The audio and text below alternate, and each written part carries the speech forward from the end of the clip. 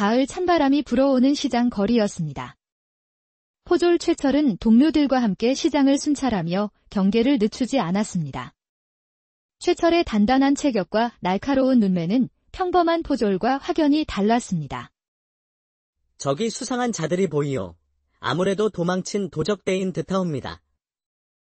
내 놈이 뭘 하겠느냐. 내 주제를 알고 뒤에서 따라오기나 하거라. 비웃음에도 최철은 아랑곳하지 않고 도적들을 향해 달려갔습니다. 허나 너무나도 마음이 성급한 나머지 지나가던 양반과 부딪히고 말았습니다. 이놈! 앞을 제대로 보고 다니거라. 죄송합니다. 나으리. 최철이 허겁지겁 사과하는 순간 도적 하나가 칼을 빼들고 달려들었습니다. 그 순간 이상한 일이 벌어졌습니다. 최철의 몸이 마치 다른 사람의 것처럼 저절로 움직이기 시작했습니다. 최철은 순식간에 곤봉으로 칼을 막아냈고 가볍게 도적의 손목을 꺾었습니다. 최철은 자신도 놀랄 만큼 가볍게 도적들을 제압했습니다. 그때 손목에 있는 별 모양 흉터가 햇빛에 반짝였지요. 이 모든 광경을 유심히 지켜보던 한 사내가 있었습니다. 단정한 차림새와 지혜로운 눈빛을 가진 종사관 임원은 최철에게 다가갔습니다. 자네, 어디서 그런 무예를 배웠는가? 평범한 포졸의 솜씨가 아닌 것 같은데? 그저 몸이 저절로 움직였을 뿐이옵니다. 이름이 무엇인가? 최철이라 하옵니다. 대감 나으리. 최철은 자신의 오른손목에 있는 별 모양 흉터를 무의식적으로 만지작거렸습니다. 그 모습을 본 임원의 눈빛이 순간 흔들렸지요. 왜 그러십니까, 나으리? 아니네. 다음에 다시 보세. 자네 같은 인재가 필요할 때가 올 것이야. 임원은 의미심장한 눈빛으로 최철을 바라보며 자리를 떠났습니다. 최철은 자신의 흉터를 내려다보며 의문에 잠겼습니다. 인적 드문 한양 골목을 최철이 홀로 순찰하고 있었습니다. 낮에 있었던 일이 계속 머릿속을 맴돌았지요. 그의 몸이 어떻게 저절로 그런 움직임을 보였는지 의문이 가득했습니다. 그리고 종사관 임원이 자신의 흉터를 보고 보인 이상한 반응이 무엇을 의미하는지도 궁금했지요. 그때 어둠 속에서 날카로운 금소금과 함께 신음소리가 들려왔지요. 그는 본능적으로 소리가 나는 방향으로 달려갔습니다.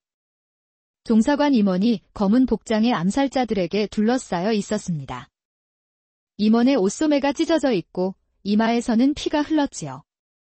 그는 홀로 칼을 들고 3명의 살수들과 대치 중이었습니다.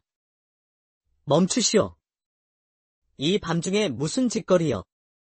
살수 하나가 최철을 향해 단검을 날렸습니다. 그 순간 다시 이상한 감각이 최철의 몸을 휘감았습니다. 마치 누군가가 그의 몸을 조종하는 듯 그는 놀라운 민첩함으로 몸을 틀어 단검을 피했습니다. 조심하게. 이들은 보통 자객이 아닐세. 최철의 몸은 이제 완전히 다른 사람의 것이 된 듯했습니다. 최철은 첫 번째 살수의 칼을 쳐냈습니다. 그리고 곧바로 두 번째 살수의 다리를 강타했습니다. 마지막 살수가 임원을 향해 달려들자 최철은 놀라운 속도로 그 사이에 끼어들었습니다. 그의 손이 살수의 칼을 맨손으로 잡아채서 순식간에 빼앗았습니다. 최철은 그렇게 모든 살수들을 단숨에 때려 눕혔습니다. 임원은 깊은 생각에 잠긴 듯 최철을 바라보았습니다. 놀라운 재능이구나. 무술을 누구에게도 배우지 않았더라 했지. 그러하옵니다.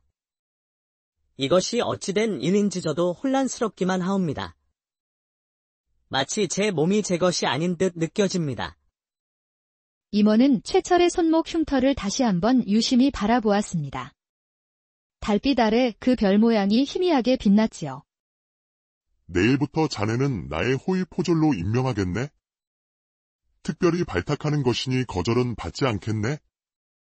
최철은 혼란스러운 표정으로 고개를 끄덕였습니다. 최철은 종사관 임원의 뒤를 따랐습니다. 주변 관리들이 수군거리며 의아한 눈빛을 보냈지요. 천민 출신 포졸이 하루아침에 양반 관료의 호위를 맡게 된 것은 전례 없는 일이었습니다. 애초에 천민 출신이 포졸이 된 것도 놀라운데 종사관의 호위 무사가 되다니 이 무슨 수상한 승진이란 말입니까? 천한 놈이 어찌 종사관 대감의 호위를 맡는단 말인가? 세상이 뒤집힌 것인가? 임원 대감이 요즘 조정에서 미운 털이 박혔다 하더니 이런 파격적인 일을 벌이시는구나. 임원은 그 소리를 들은 척도 않고 걸음을 옮겼습니다. 최철에게 작은 목소리로 말했지요. 오늘 장군 백성안을 만나게 될 터이니 조심하게. 많은 말은 삼가고 예의만 갖추면 되네? 예, 대감. 명심하게 싸웁니다. 임원과 최철이 들어서자 백성안 장군이 서류를 살펴보고 있었습니다. 백성안 장군은 위압적인 체격과 날카로운 눈매를 지닌 사내였습니다. 백성안은 고개를 들어 최철을 유심히 바라보았습니다. 이것이 소문이 그 포졸인가? 천민 출신이라 들었는데 특별한 무예 실력이 있다지. 최철이 대답하려 할 때 임원이 재빨리 끼어들었습니다. 이 친구는 말을 너무 못해서 묻지 마시오. 어릴 적 병을 알아 말더듬이가 심하여 들을 만한 대답이 나오지 않을 것이오. 그러한가? 직접 들어보고 싶은데. 백성안의 예리한 눈빛에 최철은 순간 당황했습니다.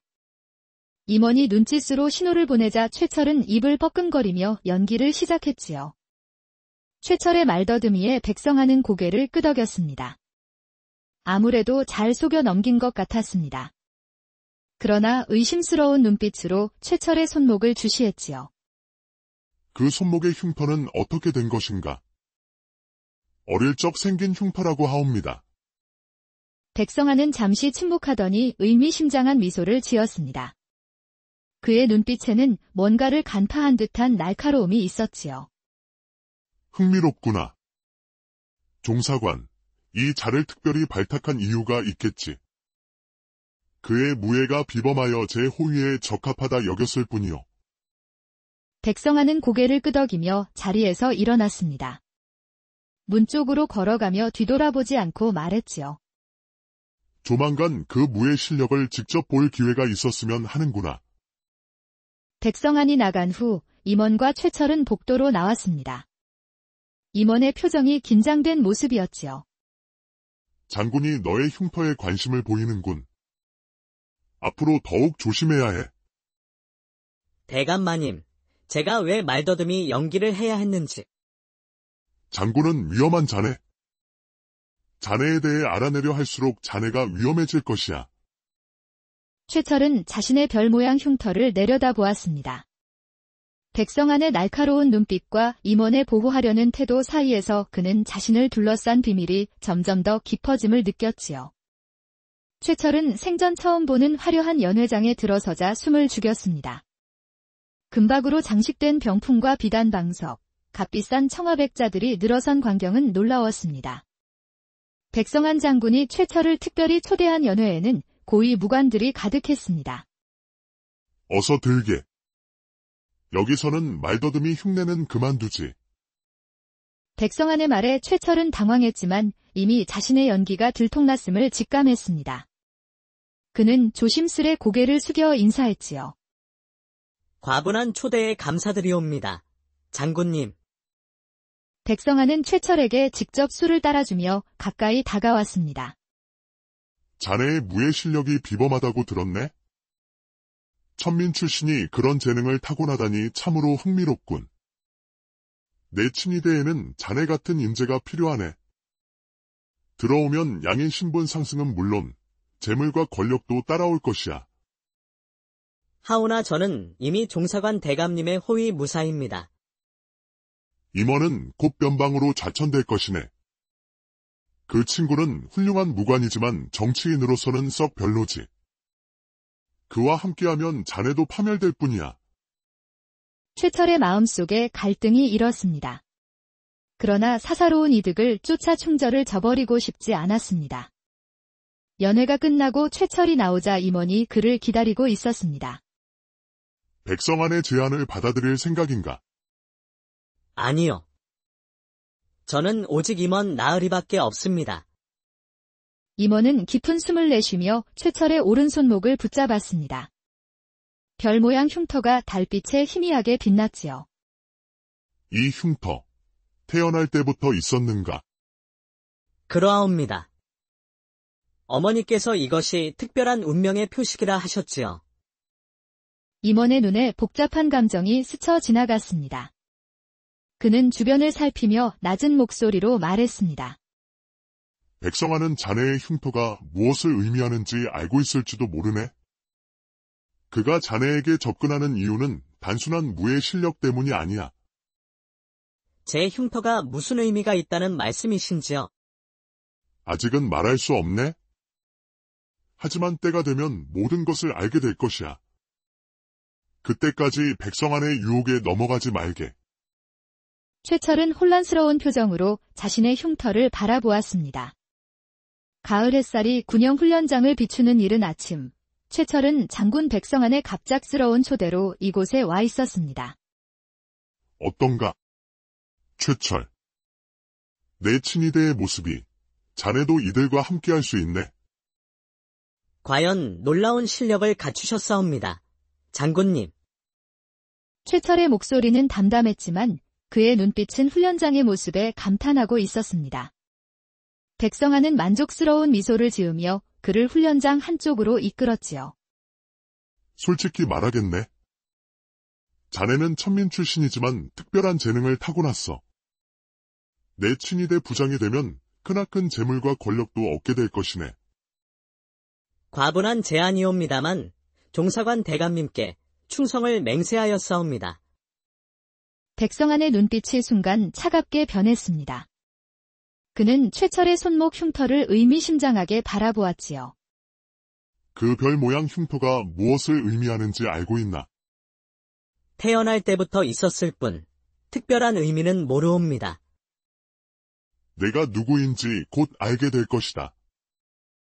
그때는 후회해도 소용없을 테지.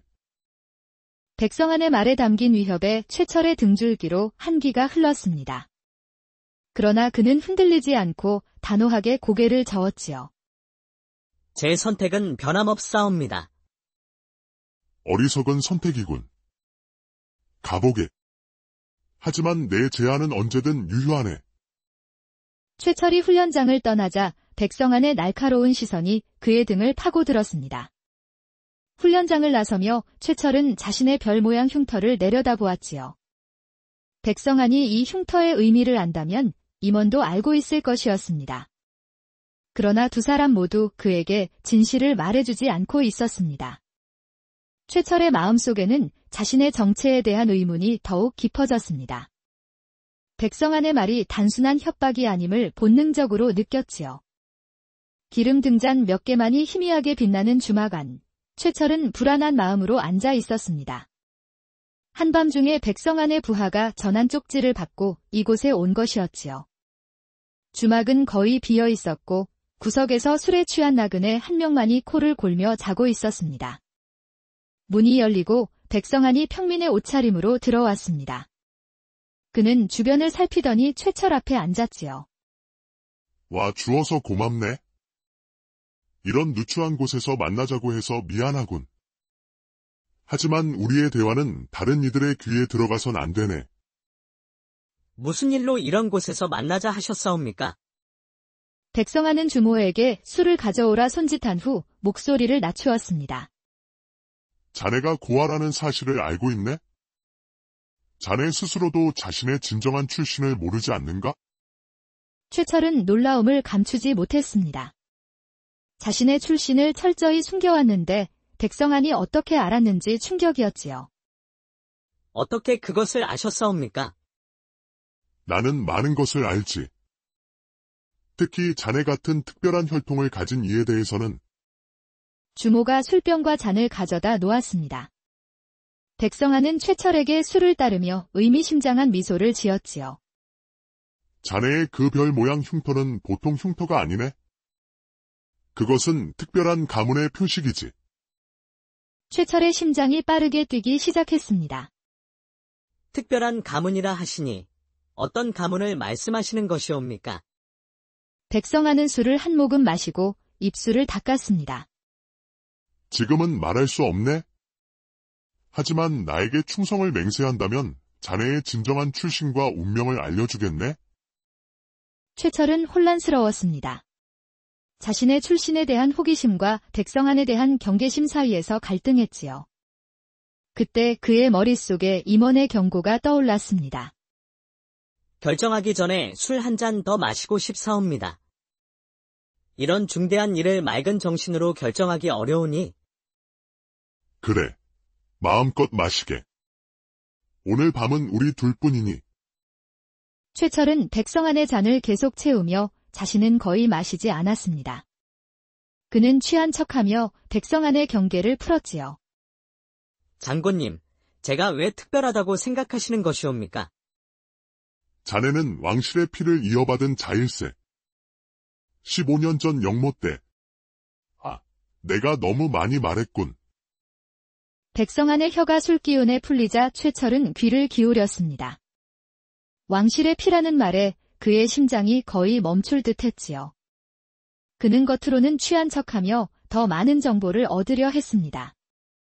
주막을 나온 최철은 어둠 속에서 자신의 흉터를 바라보았습니다. 왕실의 피를 이어받았다라는 백성안의 말이 그의 머릿속을 맴돌았지요. 최철은 혼란스러운 마음으로 발걸음을 옮겼습니다. 그는 임원을 찾아가 진실을 확인해야 했습니다. 촛불 몇 개만이 어둠을 밀어내는 깊은 밤, 최철은 좌천된 임원의 거처를 찾았습니다.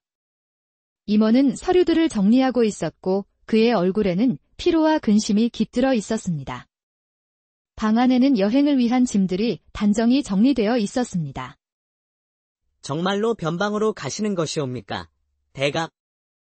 그렇네. 내일 새벽에 출발하지. 정치적 상황이 나에게 불리하게 돌아갔네. 최철의 얼굴에 실망과 분노가 스쳤습니다.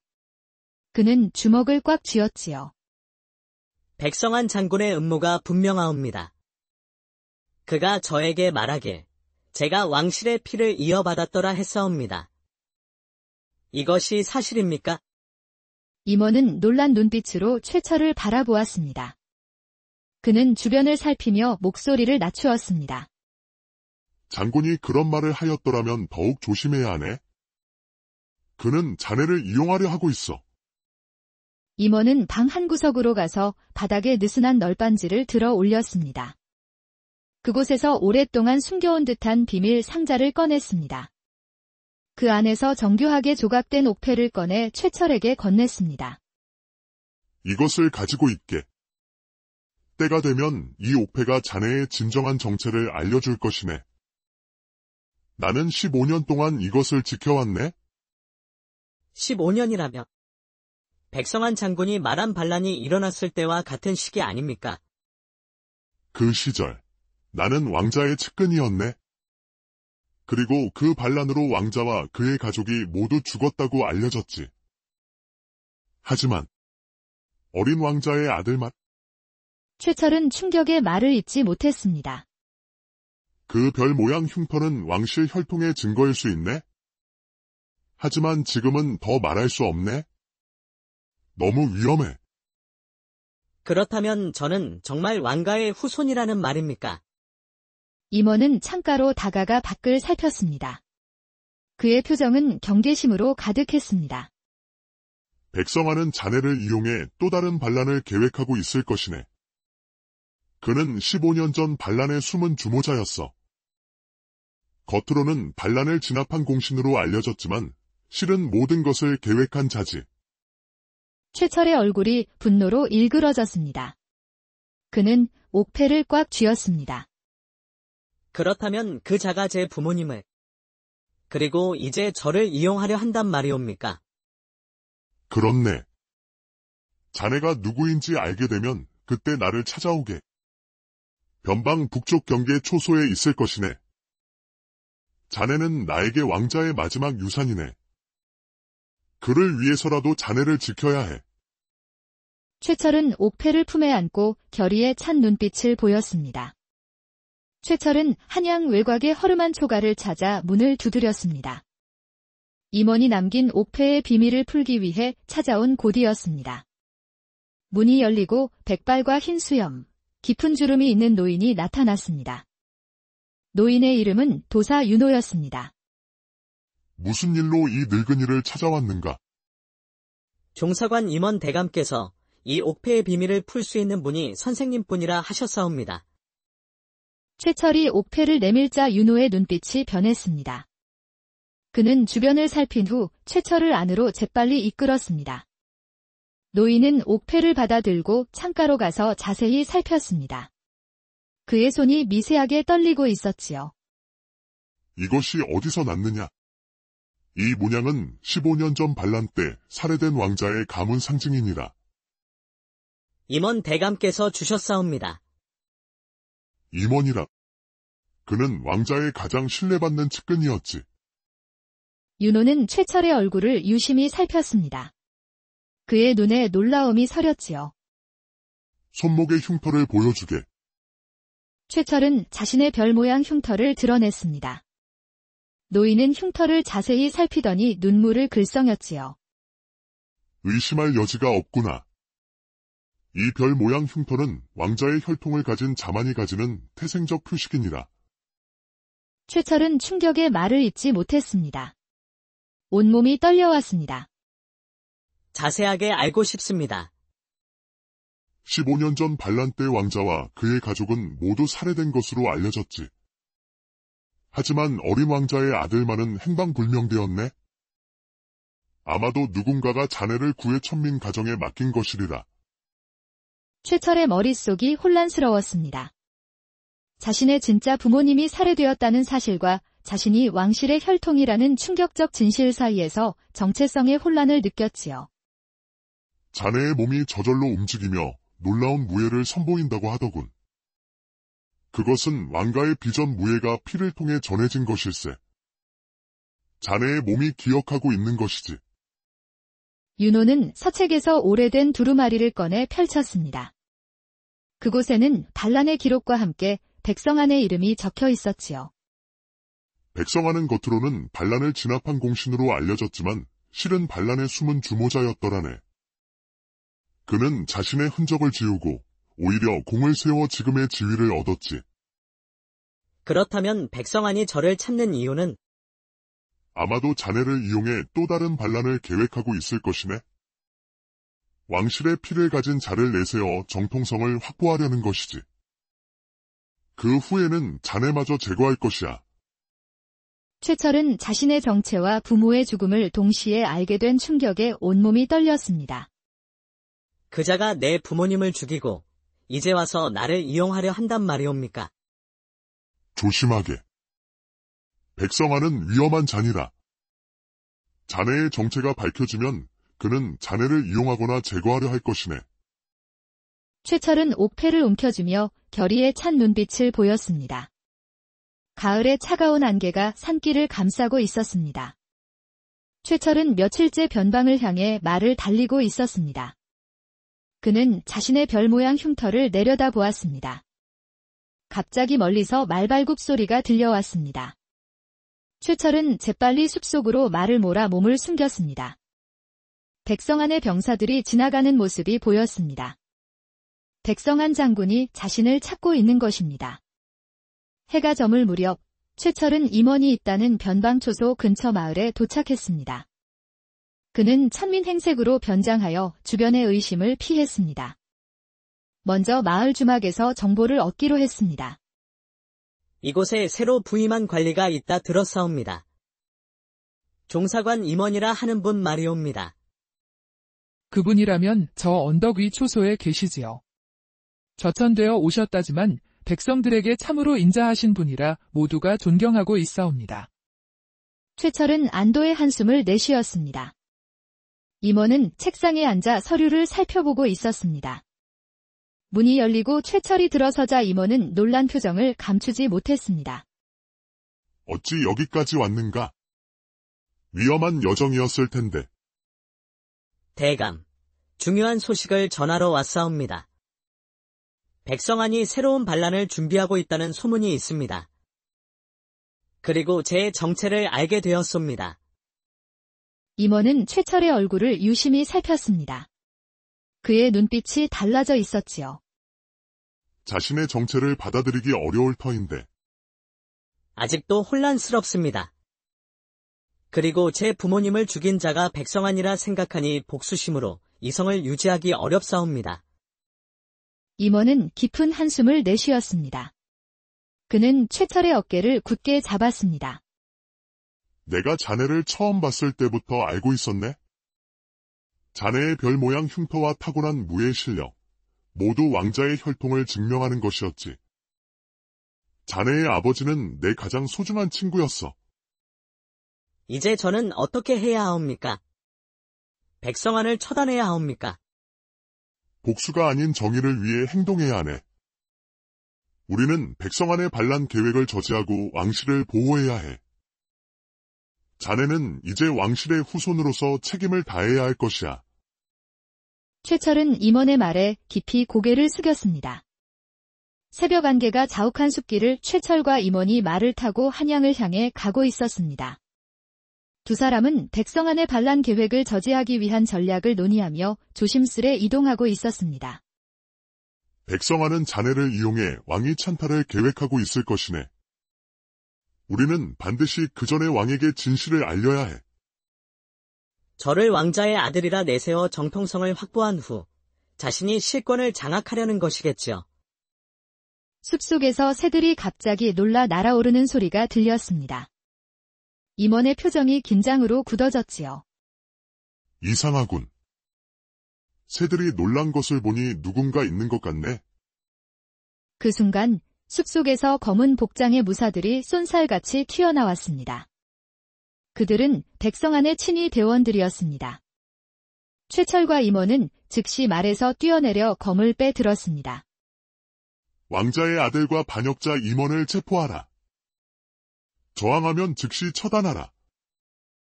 감히 누구를 반역자라 부르느냐. 최철의 몸에서 갑자기 놀라운 기운이 뿜어져 나왔습니다. 그의 검이 마치 살아있는 생물처럼 움직이며 무사들을 쓰러뜨렸지요. 임원도 노련한 검술로 2명의 무사와 맞서고 있었습니다. 최철, 이들은 시간을 끌기 위한 병력일 뿐이네. 더 많은 자들이 있을 것이야. 임원의 말이 채 끝나기도 전에 숲 깊은 곳에서 화살이 날아와 임원의 어깨를 관통했습니다. 그는 고통에 신음하며 무릎을 꿇었지요. 최철이 달려가려는 순간 더 많은 무사들이 나타나 그들을 포위했습니다. 최철이 임원에게 달려가려는 순간 무사들이 연막탄을 터뜨리자 최철의 의식이 흐려지기 시작했습니다. 그는 필사적으로 정신을 붙잡으려 했지만 연기가 그의 감각을 둔하게 만들었지요. 그 사이 무사들이 부상당한 임원을 붙잡아 말에 태웠습니다. 대감 나으리. 최철이 흐릿한 의식 속에서 필사적으로 달려갔지만 약물의 효과로 그의 몸은 점점 무거워졌습니다. 연기가 거칠 때쯤 임원과 무사들의 모습은 이미 사라진 후였지요. 최철은 무릎을 꿇고 땅을 치며 자책했습니다. 최철의 얼굴이 분노로 일그러졌습니다. 연막의 효과가 점차 사라지자 최철은 천천히 일어섰습니다. 임원은 그를 유인하기 위한 미끼로 잡혀간 것이었지요. 최철은 자신의 별 모양 흉터를 바라보며 결의를 다졌습니다. 최철은 다시 하인의 모습으로 변장하였습니다. 낡은 옷을 입고 머리를 흐트러뜨린 채 백성안의 저택 뒷문으로 다가갔지요. 임원을 구하기 위해 적의 소굴로 잠입하는 위험한 작전이었습니다. 최철은 뒷문을 지키는 하인에게 다가갔습니다. 새 하인으로 일하러 왔사옵니다. 주방에서 일할 사람을 구한다 하여 누가 보냈느냐? 낯선 자를 함부로 들일 수 없다. 시전에서 만난 최 선생님이라는 분이 여기 오면 일자리가 있다 하셨사옵니다. 문지기가 의심스러운 눈빛으로 그를 살피며 추궁하자 최철은 가슴이 쿵쾅거리며 들킬 위기를 겪었지요. 그때 마침 안에서 주방장이 나와 다급히 외쳤습니다. 이리 빨리 들어오라. 오늘 중요한 손님이 오시는데 일손이 부족하다. 문지기는 마지못해 최철을 들여보냈습니다. 최철은 안도의 한숨을 내쉬며 주방으로 향했지요. 그러면서 잠입할 빈틈을 노렸습니다. 마침 주방이 눈코 뜰 새 없이 바쁘자 최철은 쓱 빠져나왔습니다. 그리고 얼른 옥으로 향했습니다. 최철은 재빨리 감옥 안으로 들어가 임원을 찾아 헤맸습니다. 마침내 가장 깊숙한 감옥에서 쇠약해진 임원을 발견했지요. 그의 상태는 생각보다 심각했습니다. 얼굴은 창백했고 어깨의 상처에서는 여전히 피가 흐르고 있었습니다. 어찌 여기까지? 위험하네. 말씀은 나중에 하시지요. 어서 나가야 합니다. 최철이 감옥 문을 열자 갑자기 화살이 날아와 그의 팔을 스쳤습니다.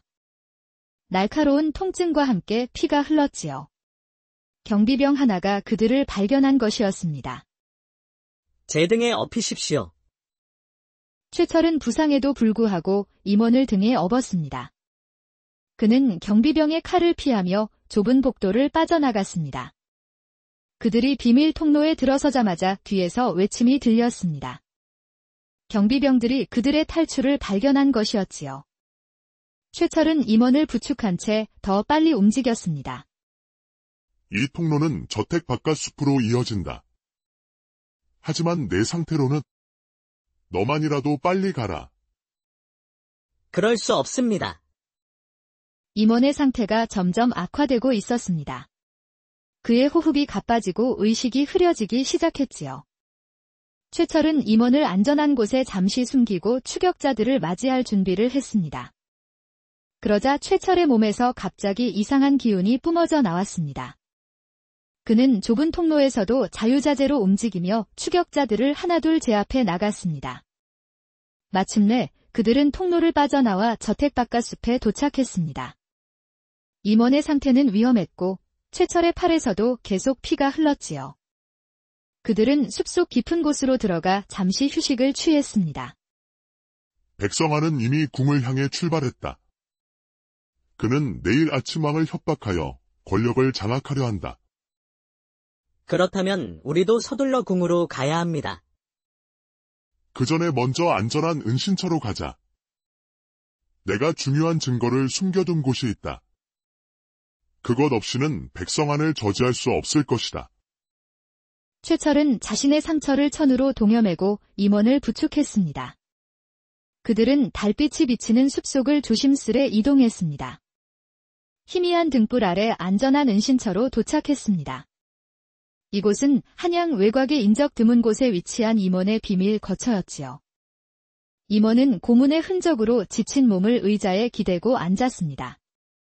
최철은 은신처에서 찾은 약재로 임원의 상처를 치료했습니다. 임원은 고통을 참으며 방 한 구석의 마룻바닥을 가리켰습니다. 시간이 없네? 저 마룻바닥 아래 비밀 공간이 있다. 최철이 마룻바닥에 널빤지를 들어 올리자 작은 비밀 공간이 드러났습니다. 그곳에는 먼지가 쌓인 나무 상자가 있었지요. 임원이 품속에서 작은 열쇠를 꺼내려 했지만 그의 손이 너무 떨려 열쇠를 떨어뜨렸습니다. 최철은 열쇠를 주어 상자를 열었습니다. 그 안에는 정교하게 조각된 옥새와 여러 문서가 들어 있었지요. 옥새에는 왕자의 가문을 상징하는 별 문양이 새겨져 있었습니다. 이것은 내 아버지, 즉 왕자의 옥새일세. 15년 동안 내가 목숨을 걸고 지켜온 것이네. 이것으로 내가 왕실의 혈통임을 증명할 수 있지. 최철은 무거운 책임감과 함께 옥새를 받아들었습니다. 임원은 힘겹게 일어나 문서들을 펼쳤습니다. 그의 호흡은 점점 가빠지고 있었지요. 이 문서들은 백성안이 15년 전 반란의 주모자였음을 증명하는 증거일세. 내가 오랜 세월 수집한 임원은 창가로 다가가 동트는 하늘을 바라보았습니다. 그의 얼굴에는 깊은 결의와 함께 체념의 기색이 서려 있었지요. 나는 더 이상 너와 함께 갈 수 없을 것 같구나. 그럴 수 없습니다. 정신 차리십시오. 임원은 최철의 어깨를 굳게 잡았습니다. 내 아버지는 내 가장 소중한 친구였다. 그가 죽기 전 나에게 내 안전을 부탁했지. 이제 내가 왕실을 구하고 백성안의 반역을 막을 때가 왔다. 그러니 어서 떠나게. 임원은 그렇게 마지막 유언을 남기고 영영 눈을 감았습니다. 최철은 뜨거운 눈물이 흘렀지만 옥새와 문서를 소중히 품에 안고 결의에 찬 눈빛으로 고개를 끄덕였습니다. 최철은 옥새와 증거 문서를 품에 안고 궁을 향해 서둘러 걸음을 옮겼습니다. 최철이 좁은 골목을 지나가려는 순간 갑자기 앞에 한 남자가 나타났습니다. 강인한 체격과 정직해 보이는 얼굴을 가진 그 남자는 백성안의 친위대 복장을 하고 있었지요. 최철은 즉시 검을 빼들었습니다. 그의 눈빛에는 경계심이 가득했지요. 기다리십시오. 저는 당신을 해치러 온 것이 아닙니다. 도움을 드리고자 합니다. 최철은 경계하며 검을 내리지 않았습니다. 그 남자는 양손을 들어 무기가 없음을 보여주었지요. 제 이름은 동식이라 하옵니다. 백성한 장군 밑에서 일하던 병사입니다만 이제 그를 더 이상 따를 수 없어 왔사옵니다. 어찌 믿을 수 있겠느냐? 내 비밀은 나만 알고 있으니. 그리고 나도 비밀이 있단다. 그녀의 손이 동식이 가슴에 닿았습니다. 동식이는 잠시 망설이다 윤 씨의 허리를 와락 안았습니다. 그들의 입술이 만나는 순간 윤 씨는 오랫동안 억눌렸던 욕망이 폭발하는 것을 느꼈습니다. 그들의 만남은 붓구디 화선지에 닿아 먹물이 번지듯 자연스러웠습니다. 북쪽에서 불어온 바람이 매화나무를 흔들어 꽃잎이 떨어지듯 두 사람의 옷이 바닥에 흩어졌습니다. 윤 씨는 자신이 이토록 강렬한 감정을 느낄 수 있다는 사실에 놀랐습니다. 이것이 꿈이 아니냐? 꿈이라면 깨지 않기를 바라옵니다. 마님. 그들의 숨결이 하나가 되는 동안 윤 씨의 마음속에서는 수치심과 쾌감이 뒤엉켰습니다. 마치 오랫동안 갇혀있던 새가 처음으로 하늘을 날게 된 것 같은 해방감이었지요. 밤이 깊어갈수록 윤 씨는 자신이 걷고 있는 위험한 길을 알면서도 이미 돌아갈 수 없음을 깨달았습니다. 금지된 욕망의 맛은 너무나 달콤했습니다. 양반가 마님 윤 씨는 단정한 모습으로 남편 앞에 앉아 있었습니다. 조대감은 출타해서 돌아온 지 이틀이 지났지만 여전히 서책에서 눈을 떼지 않았지요. 어르신, 아침 식사를 준비하였사옵니다. 몸이 허하실 텐데 진지 드시고 쉬시옵소서. 그리하겠소. 내 부재 중 집안에 별일 없었소. 윤 씨는 평온한 표정을 유지하며 고개를 저었습니다. 그녀의 마음속에는 남편 앞에서 완벽한 마님으로 밤에는 동식의 품에 안기는 이중생활의 짜릿함이 자리 잡고 있었지요. 윤 씨는 검은 천으로 얼굴을 가린 채 바깥으로 향했습니다. 그녀의 발걸음은 고양이처럼 가벼웠습니다. 동식이 기다리고 있는 창고 뒤편에 도착하자 그녀는 숨을 고르며 주위를 살폈습니다. 마님, 오시겠다 하여 기다렸사옵니다. 오늘은 조심해야 한다. 남편이 늦게까지 서재에 있을 것이니. 두 사람은 어둠 속에서 서로를 끌어안았습니다. 마님과 머슴의 사랑은 아주 위험한 줄다리기를 하고 있었습니다. 갑작스러운 발소리에 윤 씨는 동식의 손을 잡고 침소로 뛰어들었습니다. 방금 전까지 둘이 안채 마루에서 은밀한 시간을 보내고 있었는데 남편이 예상보다 일찍 돌아온 것이었지요. 빨리 저 장롱 안에 숨어라.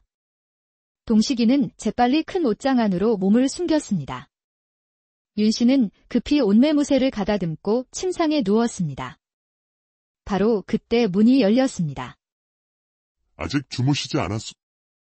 서책을 두고 온 것 같아 들어왔소. 아, 어르신. 머리가 아파 잠을 이루지 못하고 있었사옵니다. 조대감은 의심 없이 서책을 찾아 방을 나갔습니다. 그가 나간 후 윤 씨는 안도의 한숨을 내쉬었습니다. 장롱 안에서는 동식이는 웃음을 참느라 어깨를 떨고 있었습니다. 한편 노비춘섭은 주름진 얼굴에 의심의 눈초리를 담고 마당을 서성였습니다. 그는 오랜 세월 이 가문을 섬겨온 충직한 노비였습니다. 최근 마님의 행동이 수상쩍다고 느낀 그는 밤중에 안채 주변을 살피고 있었습니다. 이상하구나. 마님께서 밤마다 잠을 못 이루시는 듯하여 걱정이로다. 윤 씨는 하인들의 감시를 피하기 위해 재치 있는 계략을 세웠습니다. 특히 춘섭의 의심 어린 시선이 부담스러웠지요. 요즘 바깥에 근처에서 이상한 소리가 들린다. 어젯밤에는 하얀 그림자가 보였다는 말도 있구나. 하녀들은 놀란 표정으로 서로를 바라보았습니다. 윤 씨는 미소를 감추며 말을 이었지요. 아마도 돌아가신 시어머님의 홀령이 집안을 살피시는 거겠지. 밤중에는 바깥에 근처에 가지 않는 것이 좋겠구나. 이 소문은 하루 만에 온 집안에 퍼졌고 밤이 되면 아무도 바깥에 근처에 얼씬도 하지 않게 되었습니다. 윤 씨는 자신의 재치에 만족하며 더욱 대담한 만남을 이어갔지요. 윤 씨는 자개함을 열어 남편 몰래 간직해둔 비단 주머니를 꺼냈습니다. 그 안에는 값비싼 은비녀와 청옥 팔찌가 들어 있었습니다. 그녀의 눈빛에는 애틋함과 집착이 뒤섞여 있었습니다. 이번에는 이것을 주어야겠구나. 동식이가 좋아할 것이야. 윤 씨는 선물을 정성스레 포장하며 미소를 지었습니다. 처음에는 작은 선물로 시작했으나 이제는 점점 더 값비싼 것들을 주고 싶어졌지요. 그녀는 하녀를 불러 재치 있는 계략을 실행했습니다. 이것은 남편의 친척에게 보내는 선물이니 잘 포장하여 보관해 두어라. 내일 심부름꾼이 가져갈 것이다. 그날 밤, 윤 씨는 포장된 선물을 품에 안고 바깥으로 향했습니다.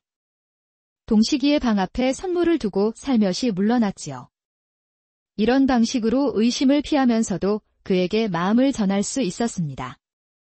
다음 날 아침, 윤 씨는 마당에서 월화와 동식이가 대화하는 모습을 발견했습니다. 그들이 서로를 바라보는 눈빛에서 특별한 감정이 오갔습니다. 이에 윤 씨의 가슴에 질투의 불꽃이 일었지요. 월화야, 오늘은 안채 모든 방의 이불을 새로 말려야 하겠다. 그리고 마루도 전부 다시 닦아라. 예, 마님.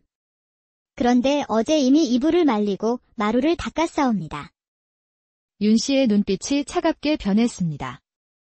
내 눈에는 아직도 먼지가 보이는구나. 더 깨끗이 하거라. 월화는 고개를 숙이고 물러갔습니다. 윤 씨는 그녀의 뒷모습을 노려보며 입술을 깨물었습니다. 동식이 월화를 바라보는 시선이 마음에 들지 않았습니다. 춘섭은 마당 한편에서 이 모든 광경을 지켜보고 있었습니다. 그의 주름진 눈에는 걱정의 빛이 어렸지요. 마님께서 요즘 많이 변하셨소이다. 특히 월화를 대하는 태도가 예전 같지 않구려. 윤 씨는 춘섭의 시선을 느끼고 그를 향해 걸어갔습니다. 그녀의 표정은 다시 단정한 마님의 모습으로 돌아와 있었지요. 춘섭아, 내가 나이가 들어 일이 많이 힘들어 보이는구나. 이제부터는 바깥에 일 대신 창고 관리만 맡아도 좋겠다. 마님, 소인은 아직 일할 수 있사옵니다. 내 뜻이니 따르거라. 춘섭은 깊은 한숨을 내쉬며 고개를 숙였습니다. 윤 씨는 자신의 비밀을 지키기 위해 점점 더 많은 속임수와 술책을 쓰게 되었지요. 그녀의 마음속에는 동식을 향한 집착이 그림자처럼 짙게 드리워지고 있었습니다. 윤 씨는 촛불 아래 동식이 건넨 서신을 읽고 있었습니다. 천한 머슴 놈이 어떻게 글자를 배웠는지는 모르겠습니다만 삐뚤한 글씨로 매우 충격적인 내용을 전달하고 있었습니다. 지금까지 마님의 은혜를 받았으나 자금이 모이는 대로 월화와 떠나겠다는 내용이었습니다. 윤 씨의 손이 떨렸습니다. 동식이 자신을 떠난다니, 그것도 월화와 함께. 내 놈은 결코 떠나지 못할 것이다. 윤 씨는 남편의 서재에 보관된 가보급 보석과 상당한 양의 돈을 꺼내기로 결심했습니다. 그녀는 침소를 나서 조용히 서재로 향했지요. 남편은 깊은 잠에 빠져 있었습니다. 서재 문 앞에 선 윤 씨는 열쇠를 꺼내려다 발소리를 들었습니다. 급히 몸을 숨기려는 찰나 하녀가 등불을 들고 나타났지요. 마님, 늦은 시각에 어찌 여기 계시옵니까? 윤 씨는 순간 당황했으나 재치 있게 대응했습니다. 그녀는 놀란 표정을 지으며 손을 가슴에 얹었지요. 아이고, 놀랐구나. 방금 꿈에 돌아가신 시어머님께서 나타나 무언가를 가리키셨단다. 서재 쪽을 가리키시는 것 같아 확인하러 왔지? 하녀는 놀란 표정으로 고개를 숙였습니다. 아마도 시어머님께서 무언가 말씀하시려 하셨나 보구나. 내일 서재에 제사상을 차려 시어머님의 뜻을 받들어야겠다. 예, 마님. 제가 내일 아침 일찍 제사상을 준비하겠사옵니다. 다음 날 윤 씨는 서재에 차려진 제사상 덕분에 자연스럽게 서재에 출입할 수 있었습니다. 남편이 잠든 틈을 타 그녀는 마침내 서랍 속 열쇠를 손에 넣었지요. 그리고 금고에서 보석과 돈을 꺼내 치마 속에 숨겼습니다. 윤 씨는 동식을 만나 훔친 재물을 건넸습니다. 그의 눈이 보석의 광채에 반짝였지요. 마님, 이렇게 귀한 것을 어찌 소인에게 주시옵니까? 내가 원하는 것이 이것이 아니더냐? 이제 충분하겠지? 동식은 처음에는 망설이는 듯했으나 곧 보석을 받아들였습니다. 윤 씨는 그의 손을 꼭 잡았지요. 이제 우리는 활에서 떠난 화살처럼 돌아갈 수 없구나. 제 비칠 일은 거울이 본래 모습을 비출 수 없듯 한 번 젖은 먹물이 다시 마를 수 없듯 말이다. 마님의 은혜, 평생 잊지 않겠사옵니다. 동식이는 모호한 미소만 지었습니다. 윤 씨는 하녀들이 오가는 마당을 바라보며 생각에 잠겼습니다. 며칠 전 동식에게 귀중품을 건넨 후로 그의 태도가 미묘하게 달라진 것 같았지요. 그녀의 눈은 월화를 쫓았습니다. 월화가 무언가를 품속에 숨기는 모습이 눈에 띄었습니다. 윤 씨는 자리에서 일어나 월화에게 다가갔지요. 월화야, 그 품에 무엇을 숨겼느냐? 아, 마님. 아무것도 아니옵니다. 그저 빨래 도구를 가지러 가는 길이었사옵니다. 월화의 당황한 표정에 윤 씨는 의심이 커졌습니다. 그녀가 물러간 후 윤 씨는 몰래 뒤를 따랐지요. 월화가 창고 뒤에서 품속에서 꺼낸 것은 다름 아닌 윤 씨가 동식에게 선물했던 비단 허리띠였습니다. 윤 씨는 침소로 돌아와 분노와 의심에 몸을 떨었습니다. 그녀는 서랍에서 남편의 옷을 꺼내 자신의 몸에 맞게 정리했지요. 오늘 밤 남장을 하고 두 사람을 미행하기로 결심한 것입니다. 그 노년들이 무슨 계획을 꾸미는지 이 눈으로 직접 확인해야겠다. 그녀는 머리를 단정히 틀어 올리고 갓을 써서 얼굴을 가린 후 어둠이 깊어지기를 기다렸습니다. 가슴은 불안으로 요동쳤지만 진실을 알고자 하는 의지가 더 강했지요. 남장을 한 윤 씨는 그림자처럼 바깥의 근처를 맴돌았습니다. 얼마 지나지 않아 동식과 월화가 몰래 만나는 모습이 보였지요. 그들은 주위를 살피며 마을 방향으로 걸어갔습니다. 윤 씨는 조심스럽게 그들의 뒤를 따랐습니다. 그런데 어둠 속에서 발을 헛디뎌 그만 물웅덩이에 빠지고 말았지요. 온몸이 진흙투성이가 되었지만 소리를 내지 않으려 입을 틀어막았습니다. 간신히 몸을 추스른 윤 씨는 계속해서 두 사람을 쫓았습니다. 그들이 마을 외곽의 창고 뒤편으로 들어가는 것을 보고 윤 씨도 그 근처로 다가갔지요. 이제 거의 다 모였다. 보름날 밤에 떠나자. 마님이 준 재물로 우리는 멀리 갈 수 있을 거야. 정말 괜찮을까요? 마님께서 알게 되면 우리를 가만두지 않으실 텐데. 걱정 마. 그 집착하는 늙은 여자는 우리가 어디로 갔는지 결코 알지 못할 거야. 난 처음부터 마님의 재물만 노렸어. 이제 우리 목적은 거의 이루어졌다. 윤 씨는 충격으로 몸이 굳어버렸습니다.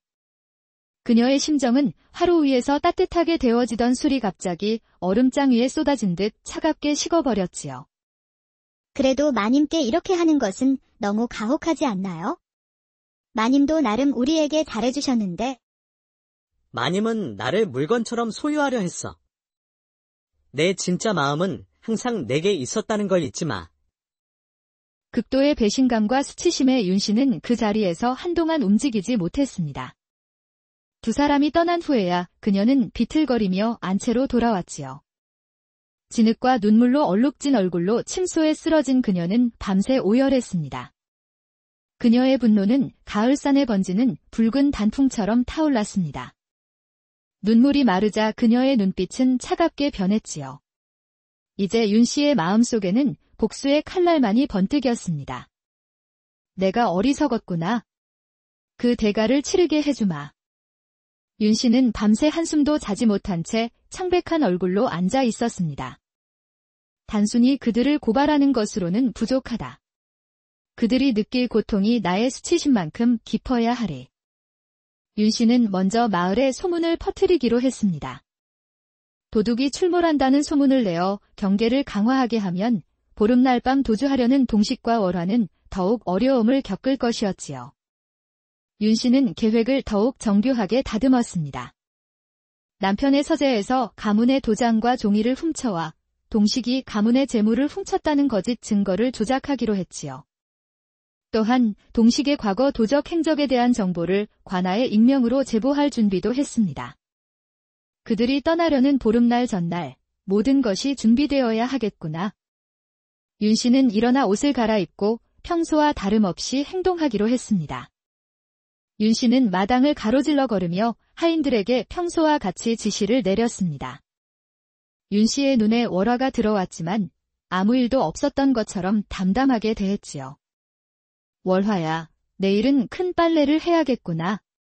모든 준비를 미리 해두어라. 예, 마님.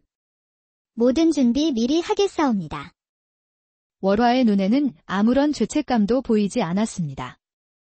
이는 윤 씨의 분노를 더욱 부채질했지요. 윤 씨는 더 나아가 동식이의 방에 몰래 숨겨두었던 일부 보석을 두고 다른 하인들이 그것을 발견하도록 유도하는 계획을 세웠습니다.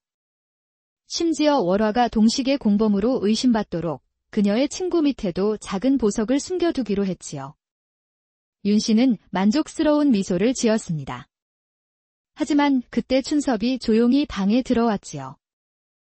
마님, 차를 가져왔사옵니다. 윤 씨는 급히 종이를 숨기고 춘섭을 바라보았습니다. 그의 주름진 얼굴에는 깊은 지혜와 걱정이 어리어 있었지요. 마님, 감히 말씀드리자면 독을 품은 자는 결국 자신도 그 독에 중독됩니다. 오랜 세월 이 가문을 지켜본 제가 드리는 말씀이옵니다. 윤 씨는 놀라움에 눈을 크게 떴습니다. 춘섭은 자신의 계획을 알고 있는 것일까요? 윤 씨는 잠시 말을 잃었지요. 내가 지금 무슨 말을 하는 것이냐? 마님의 눈빛이 변하셨사옵니다. 예전에 온화한 빛이 사라지고 차가운 그림자만 남았사옵니다. 그저 걱정되어 드린 말씀이옵니다. 춘섭의 말은 윤 씨의 마음에 작은 균열을 일으켰습니다. 그녀는 문득 자신이 동식에게 느꼈던 감정이 단순한 욕망이 아닌 진짜 사랑이었을지도 모른다는 생각에 혼란스러워졌지요. 나가 있거라. 홀로 있고 싶구나. 춘섭이 나간 후 윤 씨는 황망하게 천장만 바라보았습니다. 윤 씨는 마지막으로 복수 계획을 점검하고 있었습니다. 내일이면 모든 것이 끝날 것이었지요. 윤 씨는 창가에 서서 달을 바라보았습니다. 마음속 갈등이 여전히 그녀를 괴롭혔지만 배신의 아픔이 더 컸습니다. 갑자기 창밖에서 작은 소리가 들렸습니다. 윤 씨가 놀라 고개를 돌리자 예상치 못한 인물이 그림자처럼 방 안으로 들어왔습니다. 마님, 용서하십시오. 이렇게 몰래 찾아뵙게 되어. 윤 씨는 충격으로 말을 잇지 못했습니다. 그녀의 눈에는 분노와 의심이 번갈아 일었지요. 내가 감히 어찌 여기에 들어올 수 있느냐? 당장 나가지 않으면 소리를 지르겠다. 마님, 제발 잠시만 제 말을 들어주십시오. 모든 것을 솔직히 말씀드리러 왔사옵니다. 동식의 진지한 눈빛에 윤 씨는 잠시 망설였습니다. 그녀는 문이 잠겼는지 확인한 후 자리에 앉았지요. 말해보아라. 내가 무슨 말을 할 수 있을지 궁금하구나. 처음에는 정말 마님의 재물만을 노렸사옵니다. 그것은 사실이옵니다. 하지만 시간이 지나며 마님께 진짜 감정이 생겼사옵니다. 윤 씨는 냉소적인 웃음을 지었습니다. 그녀는 이미 동식과 월화의 대화를 들었기에 그의 말을 믿을 수 없었지요. 그런 거짓말로 나를 속일 수 있다고 생각하느냐? 나는 이미 모든 것을 알고 있다. 동식이는 놀란 표정을 지었지만 곧 진정했습니다. 그는 깊은 한숨을 내쉬었지요. 마님께서 저희를 미행하셨군요. 하지만 제가 한 말은 거짓이 아니옵니다. 마님의 지나친 집착과 통제가 두려워 도망치려 했을 뿐이옵니다. 윤 씨의 얼굴이 붉어졌습니다. 그녀는 자신의 행동이 동식이를 질리게 했을 수도 있다는 생각에 잠시 말을 잃었지요. 마님께서 주신 재물 중 일부만 가져가려 했사옵니다. 나머지는 마님께 돌려드리기 위해 숨겨두었지요. 증거로 이것을 보십시오. 동식이는 품속에서 주머니를 꺼냈습니다. 그 안에는 윤 씨가 준 보석 중 절반이 들어있었지요. 가을의 마지막 단풍잎이 떨어지듯 찬바람에 촛불이 흔들리듯 윤 씨의 마음도 흔들렸습니다. 저와 월화를 용서하시고 떠나게 해주십시오.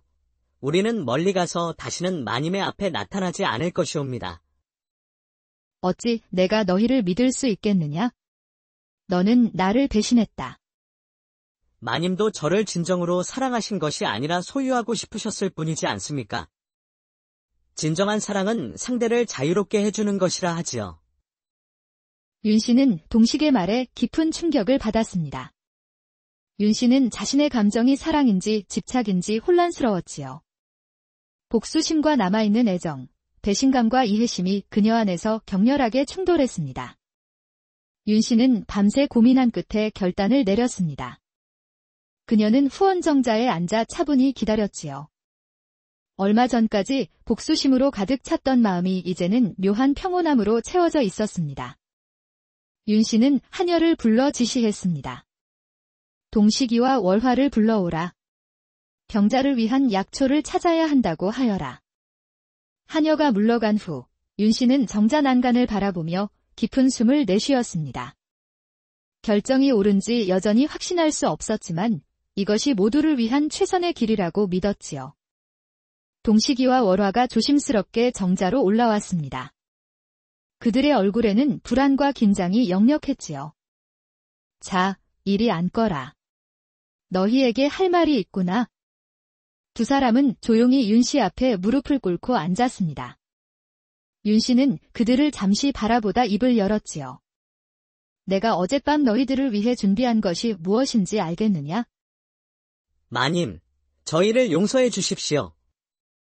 어제 제가 말씀드린 대로 내 말을 끝까지 들어라. 내가 준비한 것은 너희를 파멸시킬 완벽한 계획이었다. 윤 씨는 차분히 자신의 복수 계획을 모두 털어놓았습니다. 관아에 제보할 내용, 조작한 증거, 심어둔 보석까지 모든 것을 설명했지요. 동식이와 월화의 얼굴이 창백해졌습니다. 보았느냐? 내가 원했다면 너희는 이미 파멸되었을 것이다. 하지만 나는 그 계획을 포기하기로 했다. 마님, 저희를 용서하신다는 말씀이십니까? 하늘에서 첫눈이 내리기 시작했습니다. 윤 씨는 손을 뻗어 눈송이를 받아보았지요. 용서라. 그렇다고 할 수 있겠구나. 동식아, 내가 가져간 재물은 너희가 새 삶을 시작하는 데 사용하거라. 그리고 내가 너희를 위해 한 가지 더 준비했다. 관아에 도둑이 나타났다는 거짓 제보를 해 관아의 주의를 다른 곳으로 돌렸다. 또한 북쪽 길의 말과 식량을 준비해 두었으니 그 길로 떠나거라. 마님, 어찌 이리 은혜로우신지. 저희는 마님의 이 은혜를 평생 잊지 않겠사옵니다. 내가 한 일은 은혜가 아니라 속죄이다. 내 집착과 통제가 동식이를 질식시켰음을 이제야 깨달았다. 너희의 진정한 사랑을 방해했던 것을 용서하거라. 눈이 점점 더 많이 내리기 시작했습니다. 윤 씨는 일어서서 두 사람을 바라보았지요. 눈이 모든 발자국을 덮듯이 우리의 과거도 이제 새하얗게 덮이길 바란다. 가거라. 그리고 다시는 돌아오지 마라. 마님, 감사합니다. 마님께서도 진정한 행복을 찾으시길 바라옵니다. 두 사람이 떠난 후 윤 씨는 홀로 정자에 남아 내리는 눈을 바라보았습니다. 그녀의 마음속에는 복잡한 감정 속에서도 일종의 해방감이 피어올랐지요. 마치 오랫동안 짊어졌던 무거운 짐을 내려놓은 것 같았습니다. 이제 나도 새로운 시작을 해야겠구나. 윤 씨는 첫눈이 내리는 정원을 바라보며 깊은 숨을 내쉬었습니다. 비로소 내면의 평화를 찾은 듯 했지요. 윤 씨는 며칠 전 동식과 월화를 떠나보낸 후 깊은 자기 반성의 시간을 가졌습니다. 마루에 앉아 차를 마시며 정원을 바라보고 있었지요. 눈 덮인 정원은 마치 그녀의 마음처럼 깨끗하게 정화된 듯 했습니다. 춘섭이 조용히 다가와 차를 내려놓았습니다. 그의 주름진 얼굴에는 따뜻한 미소가 어리어 있었습니다. 눈이 내린 겨울이 왔지만 마님은 따뜻한 봄을 맞이하셨군요. 윤 씨는 놀라운 표정으로 춘섭을 바라보았습니다. 그의 말은 단순한 계절의 변화를 넘어선 의미를 담고 있었지요. 언제부터 알고 있었소? 마님의 그림자가 2개로 늘어난 첫날부터요. 윤 씨는 잠시 당황했다가 이내 웃음을 터뜨렸습니다. 자신이 몰래 한 행동들이 사실은 다 보여왔다는 사실에 민망함과 함께 웃음이 피어올랐습니다. 그런데 어찌 아무 말도 하지 않았소? 마님께서 스스로 깨달으실 때까지 기다리는 것이 제 도리라 생각했사옵니다. 오랜 세월 이 가문을 섬기며 배운 것은 인간의 마음은 강제로 바꿀 수 없다는 것이지요. 윤 씨는 고개를 끄덕이며 춘섭의 지혜에 감사했습니다. 그는 늘 그녀 곁에서 묵묵히 지켜봐 주었던 것이었지요. 그날 저녁, 조대감이 서재에서 나와 윤 씨의 방을 찾았습니다. 남편의 방문은 드문 일이었지요. 어르신, 무슨 일로 오셨사옵니까? 요즘 부인의 모습이 달라 보여 찾아왔소. 무슨 일이 있었소? 윤 씨는 용기를 내어 남편과 진지한 대화를 나누기로 했습니다. 불륜 관계까지는 고백하지 않았지만 오랫동안 소원했던 그들의 관계와 자신의 외로움, 그리고 변화하고 싶다는 마음을 솔직하게 표현했지요. 놀랍게도 조대감은 그녀의 솔직함에 감동하며 자신도 아내를 소홀히 했음을 인정했습니다. 학문에 빠져 옆에 피어난 꽃을 보지 못했소? 내 불찰이요. 이제라도 서로를 이해하려 노력한다면 늦지 않았을 것이옵니다. 그들은 오랜만에 마음을 열고 대화를 나누었습니다. 윤 씨는 이 대화가 새로운 시작이 되기를 바랐지요. 윤 씨는 우연히 마을의 약재상 김 씨를 만나 의술에 관심을 갖게 되었습니다. 김 씨는 넓은 지식과 따뜻한 마음씨를 가진 중년 여인이었지요. 이 약초는 열을 내리는 데 좋고 저것은 기운을 돋우는 데 효험이 있지요. 마님께서 관심이 있으시다면 가르쳐 드리겠사옵니다. 정말 그리해 주시겠소? 나도 누군가를 돕는 일을 배우고 싶소이다. 윤 씨는 정성스럽게 약재를 저울에 달고 있었습니다. 내면의 변화를 겪은 윤 씨는 자신의 특권과 재산을 의미 있게 사용하고 싶다는 열망을 실천에 옮겼지요. 남편의 지지 아래 양반가 한쪽의 작은 약방을 열어 가난한 병자들을 돌보기 시작했습니다. 마님, 오늘도 환자들이 많이 기다리고 있사옵니다. 그들을 들여보내거라. 오늘 준비한 약이 충분할 것이다. 윤 씨의 약방 개설은 처음에 양반들의 반대에 부딪혔습니다. 양반과 부인이 약방을 연다는 것은 전례 없는 일이었지요. 그러나 윤 씨는 재치 있게 대응했습니다. 약방은 병을 치료하는 곳이니 선비가 학문을 닦는 서당과 같은 이치입니다. 병든 몸을 치료하는 것이 어찌 천한 일이겠습니까? 윤 씨는 실제로 양반 자제들이 아플 때 무료로 치료해주며 점차 인정을 받아갔습니다. 약재상 김 씨의 도움으로 의술을 배운 윤 씨는 이제 많은 사람들에게 존경받는 약방 주인이 되었지요. 아내가 이런 재능이 있었다니 놀랍소. 내가 몰랐던 아내의 모습을 이제야 보게 되어 기쁘오. 전염병이 돌던 시기, 윤 씨는 창의적인 방법으로 약초를 달인 물을 마을 우물에 소량 섞어 예방에 도움을 주었습니다. 또한 환자들을 효과적으로 격리하는 방식을 고안해 전염을 막은 지혜는 많은 이들에게 감동을 주었지요. 윤 씨 덕분에 마을 사람들이 큰 재앙을 면했소이다. 내가 한 일은 작은 것이요. 그대의 가르침이 없었다면 불가능했을 것이요. 어느 날 멀리서 온 환자 중 한 사람이 동식과 월화에 대한 소식을 전해 주었습니다. 남쪽 지방에서 왔사옵니다. 그곳에 동식이라는 사람과 그의 아내 월화가 작은 농장을 일구며 살고 있다 들었사옵니다. 첫 아이를 기다리고 있다 하더군요. 윤 씨는 그 소식에 미소를 지었습니다. 그들이 평화롭게 살고 있다는 사실이 안도감을 주었지요. 꽃이 만발한 약방마당에서 윤 씨는 깊은 숨을 들이마셨습니다. 춘섭과 약재상 김 씨가 그녀 곁에 서 있었지요. 그녀의 얼굴에는 진정한 평화가 깃들어 있었습니다. 과거의 욕망과 집착을 내려놓고 이제 그녀는 자신의 진정한 가치를 발견한 것이었지요. 나무꾼 석돌이의 등에는 키보다 높은 나뭇더미가 실려 있었습니다. 석돌이는 숨을 고르며 잠시 땔감을 내려놓았습니다. 이걸로는 어림도 없겠다. 2배는 더 해야겠어. 석돌이는 다시 도끼를 들어 나무를 베기 시작했습니다. 한참을 일하고 나서야 마무리되었습니다. 석돌이는 만족하고 무거운 땔감을 등에 지고 산을 내려갔습니다. 석돌이는 양반가 대문 앞에 도착하여 땔감을 내려놓았습니다. 감히 대문 안을 들여다보지도 못한 채 고개를 숙인 자세로 서 있었지요. 이윽고 하인이 대문을 열고 나왔습니다. 석돌이 왔느냐? 예, 여기 땔감을 잔뜩 가져왔습니다. 적지 않게 해왔으니 값을 좀 후하게 쳐주십시오. 이 천한 놈. 어제보다 적지 않으냐? 아닙니다. 어제보다 더 많으면 많았지. 결코 적지 않습니다. 헛소리 말거라. 내 눈이 지금 잘못되었다는 게냐? 양이 적으니 삭슬 깎아야겠다. 아이고, 아니 됩니다. 그랬다가는 입에 풀칠도 못합니다. 제발 깎지 말아 주십시오. 석돌이는 애걸복걸하며 하인의 바짓가랑이를 붙잡았습니다. 그러다가 실수로 바지를 붙잡고 말았습니다. 하인은 화를 내며 석돌이의 등짝을 후려쳤습니다. 이 미련한 놈. 몇 벌 있지도 않은 옷을 찢어먹어. 삭은 절반만 주겠다. 석돌이는 억울함을 사기며 고개를 더 깊이 숙였습니다.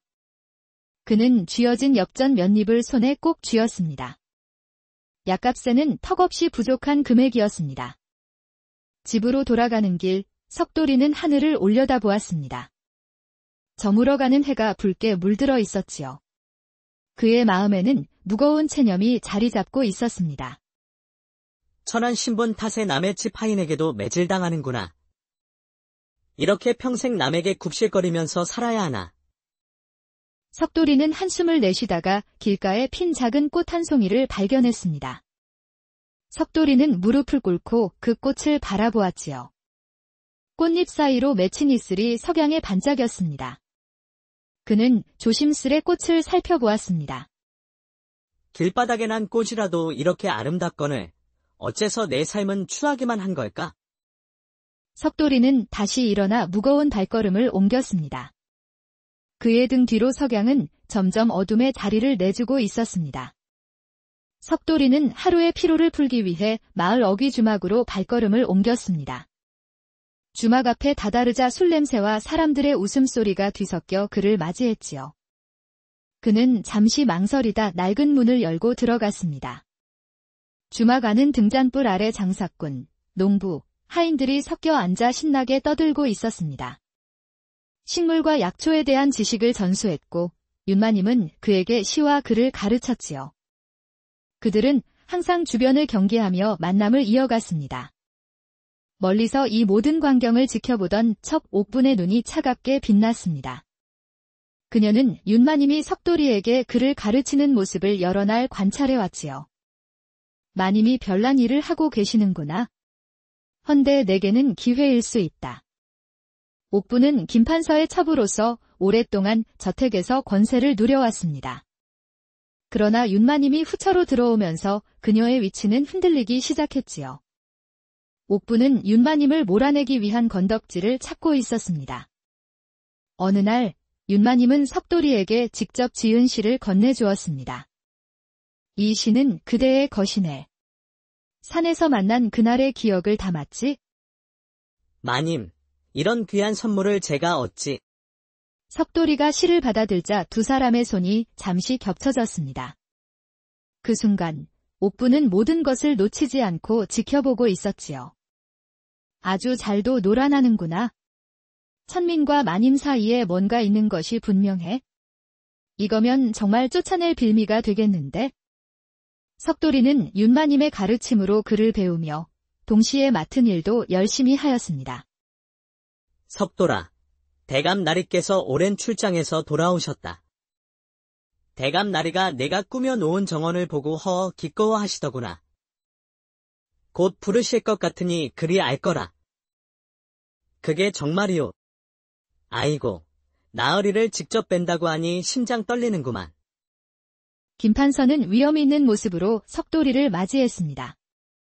석돌이는 잔뜩 긴장하여 엎드려 인사를 올렸습니다. 그대가 석돌이인가? 내 부재 중에 정원을 이토록 아름답게 가꾸었다고 들었다. 예, 대감 나으리. 소인이 석돌이라 하옵니다.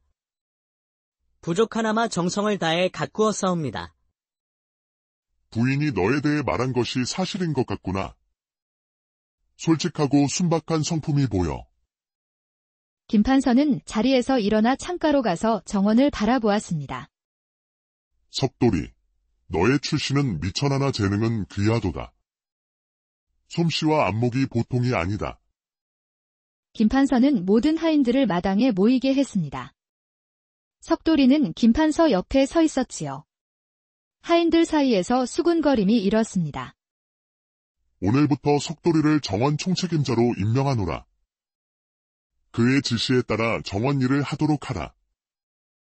별채에 거처를 마련해주고 품삯도 그에 따라 인상하겠다. 하인들의 얼굴에 놀라움과 불만이 스쳤습니다.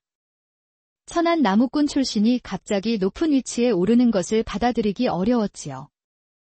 대감 나으리, 어디서 굴러먹다 온지도 모를 놈에게 어찌 중책을 맡길 수 있습니까? 내 명령을 거스르겠다는 것이냐? 아닙니다. 제가 어찌 나으리, 이런 큰 은혜를 소인이 어찌 감당할 수 있사옵니까? 늦여름의 무더운 밤이었습니다. 정원 총책임자가 된 석돌이는 잠을 이루지 못하고 정원을 거닐고 있었지요. 그는 내일 있을 손님 맞이를 위해 정원 상태를 점검하며 나무들을 손질했습니다. 이 버드나무 가지가 너무 늘어졌구나. 내일 아침에 정리해야겠다. 그때 하녀 춘단이가 급히 다가왔습니다. 그녀의 표정은 다급해 보였지요. 석돌이 어른, 윤마님께서 급히 찾으십니다. 별채에 있는 귀한 화초가 갑자기 시들어 보러 와달라 하셨습니다. 이 늦은 시각이... 그래도 마님의 분부라면 가봐야겠구나. 석돌이는 정원 도구를 챙겨 윤마님의 별채로 향했습니다. 늦은 시각이라 저택은 고요했고 대부분의 하인들은 이미 잠자리에 들었지요. 석돌이가 별채에 도착했을 때 주변은 조용했습니다. 그는 방에 불빛이 있는 것을 보고 조심스레 다가갔지요. 문이 살짝 열려 있었습니다. 마님, 석돌이가 왔습니다.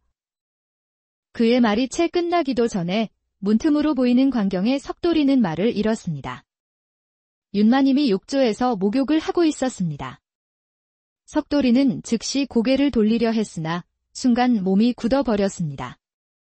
그의 마음속에서는 도덕적 양심과 인간적 욕망이 격렬하게 충돌했지요. 석돌이의 발은 마치 땅에 뿌리를 내린 듯 움직이지 않았습니다. 자신의 행동이 불경하다는 생각에 괴로워하면서도 윤마님의 아름다움에 넋을 잃고 말았지요.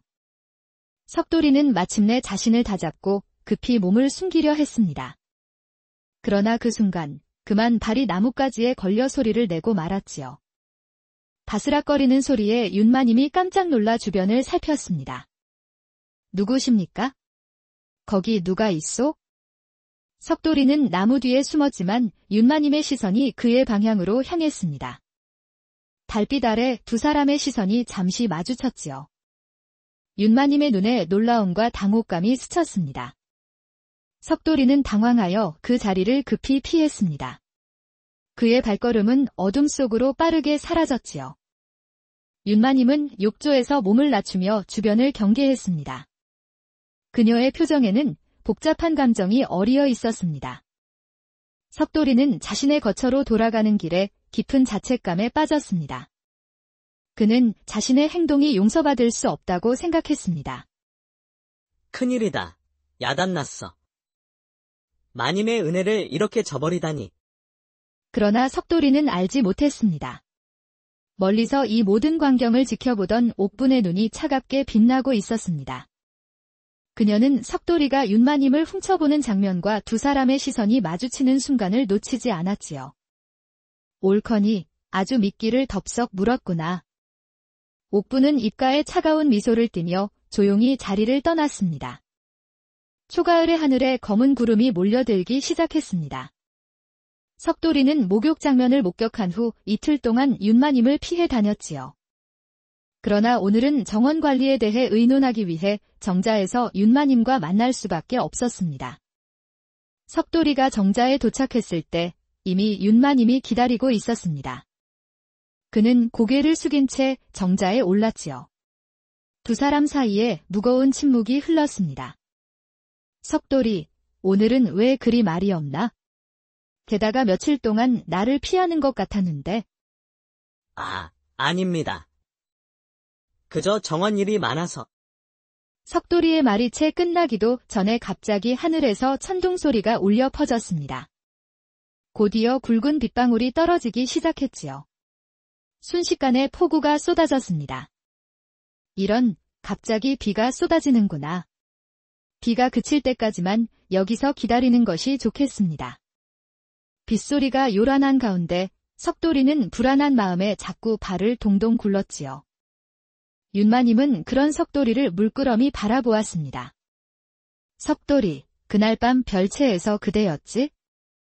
석돌이는 놀라움에 고개를 들었습니다. 그의 얼굴이 순식간에 붉어졌지요. 허나 도망칠 것도 없이 진실을 마주해야 했습니다. 마님, 그것은 제가 실수로 정말 불경한 행동을 저질렀습니다. 용서해 주십시오. 어떤 벌이라도 달게 받겠습니다. 화나지 않았네. 다만 그대의 진심이 궁금할 뿐이네. 석돌이는 떨리는 손으로 자신의 무릎을 꽉 쥐었습니다. 그는 자신의 마음을 고백하면 윤마님에게 화가 될 것을 알면서도 더 이상 감정을 억누를 수 없었지요. 윤마님이 살짝 떨자 석돌이는 망설임 끝에 자신의 겉옷을 벗어 그녀에게 건넸습니다. 마님, 이것이라도 걸치십시오. 고맙네. 마님, 사실은 제가 마님을 사모하고 있습니다. 천한제가 감히 이런 마음을 품은 것이 옳지 않더라도 마음을 주체할 수 없습니다.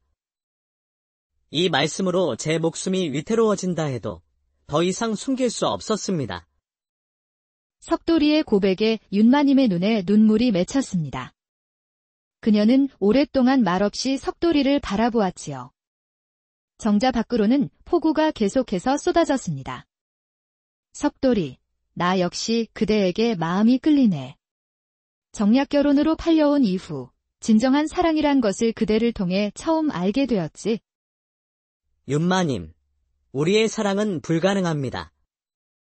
저는 천한 신분이고 마님은 고귀한 양반가의 마님이십니다. 이 사실이 알려지면 저는 목숨을 잃고 마님은 가문의 수치가 될 것입니다. 석돌이, 이제 우리 사이에서는 나를 마님이라 부르지 말게. 그저 윤씨라 부르게. 신분의 벽이 우리 사이에 있다 해도 내 마음만은 자유롭네. 석돌이의 눈에 눈물이 고였습니다. 그는 조심스럽게 윤마님의 손을 잡았지요. 두 사람의 손이 맞닿는 순간 그들은 이 사랑이 가져올 위험과 대가를 알면서도 마음을 나누었습니다. 윤씨, 당신을 위해 이 목숨이라도 바치겠소. 비록 이 사랑이 금지된 것일지라도. 석돌이, 우리의 사랑이 얼마나 위험한지 알고 있어. 하지만 이 순간만큼은 모든 것을 잊고 싶어. 달빛 아래 두 사람은 서로를 바라보며 깊은 사랑을 나누었습니다. 석돌이는 윤마님과의 밤을 생각하며 행복감에 취해 정원의 꽃들을 가꾸고 있었습니다. 그때 하인이 다가와 전언을 전했지요. 석돌아, 옥분 마님께서 창고 뒤편으로 급히 오라 했다. 아무에게도 말하지 말라더라. 석돌이의 얼굴이 굳어졌습니다. 옥분이 자신을 부른 이유를 직감적으로 알 수 있었지요. 그의 가슴이 불안하게 뛰기 시작했습니다. 석돌이는 불안한 마음을 감추며 발걸음을 옮겼습니다. 그는 옥분의 권력과 자신의 신분 차이를 잘 알고 있었지요.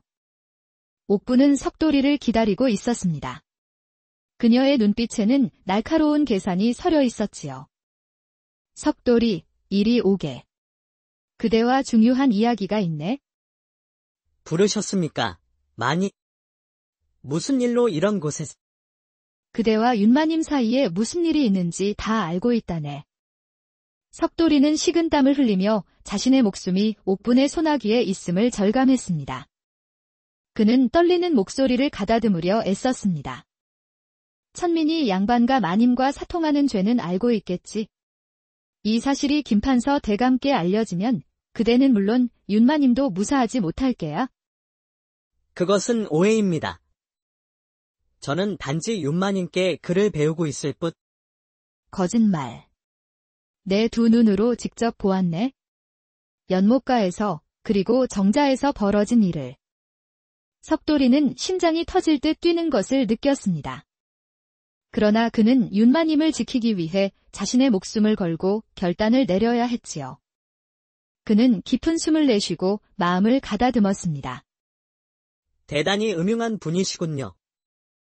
허나 마님께서도 조심하셔야 할 일이 있지 않을까 싶습니다. 제가 얼마 전 밤중에 우연히 마님께서 김판서 대감의 금고에서 재물을 빼내시는 모습을 보았지요. 옥분의 얼굴이 순간 창백해졌습니다. 그녀는 당혹스러운 표정을 감추지 못했지요. 석돌이의 말은 사실이었습니다. 그는 정원 일을 하다 우연히 옥분의 비밀을 목격한 것이었지요. 무슨 소리를 하는 것이냐? 그런 일은 없었다. 제 눈으로 똑똑히 보았습니다. 하지만 대감께서 그 이야기를 들으시면 분명 조사하실 테고, 그러면 진실이 밝혀질 것입니다. 석돌이의 목소리는 떨렸지만 눈빛은 단호했습니다. 옥분은 석돌이의 예상치 못한 대응에 잠시 흔들렸습니다. 감히 나를 협박하다니. 내가 누구인 줄 알고. 협박이 아니라 사실을 말씀드린 것뿐입니다. 그러니 서로 보지 못한 것으로 하는 게 어떨까요? 옥분은 갈등했습니다. 확실히 이 비밀이 드러나면 모든 것을 잃을 수 있었습니다.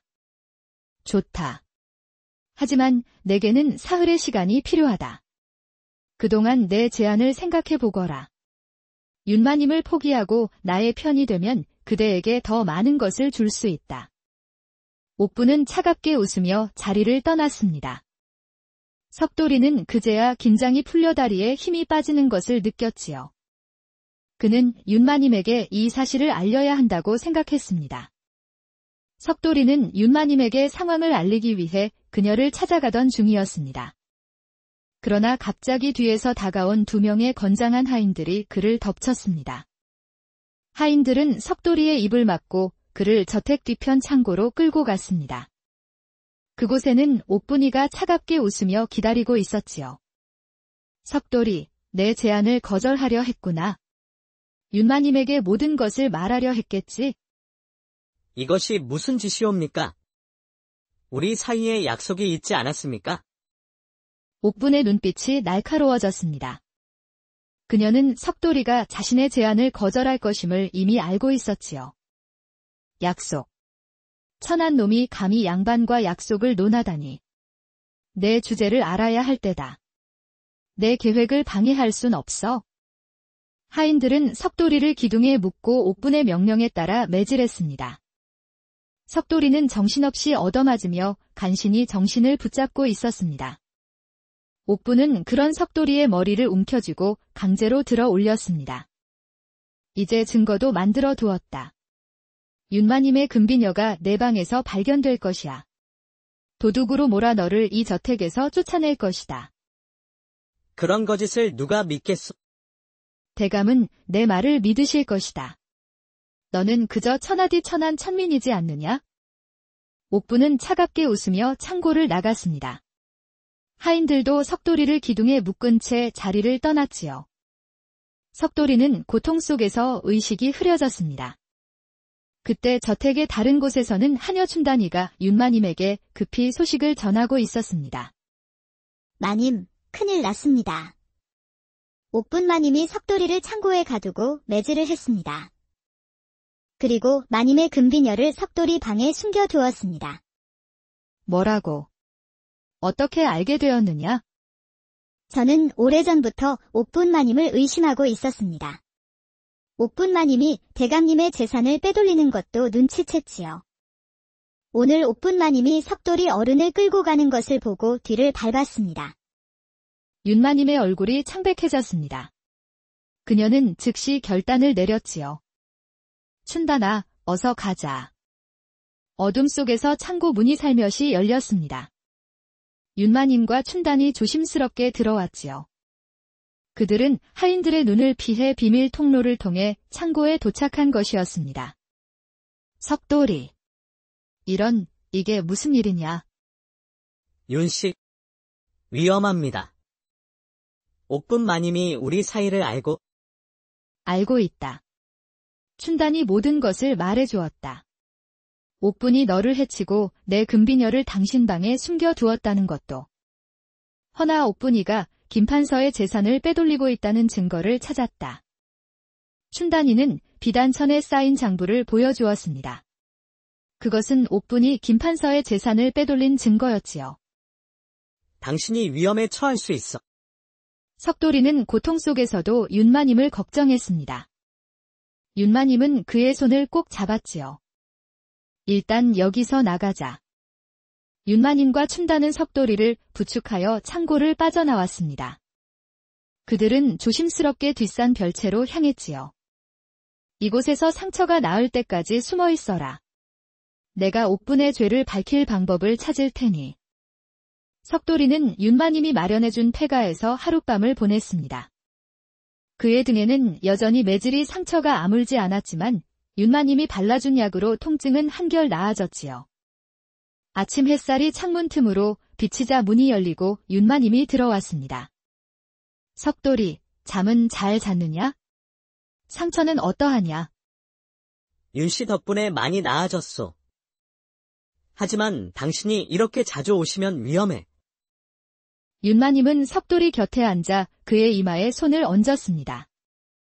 그녀의 눈에는 결연한 빛이 어려 있었지요. 석돌이, 내가 오랫동안 모아온 금부치가 있어? 그것을 가지고 우리 함께 이곳을 떠나자. 윤씨, 그게 무슨... 나는 진정한 사랑을 그대에게서 처음으로 알게 되었어. 이제는 모든 것을 버리고 새로운 삶을 시작할 용기가 생겼다. 석돌이는 깊은 생각에 잠겼습니다. 그의 마음은 기쁨과 걱정으로 뒤엉켰지요.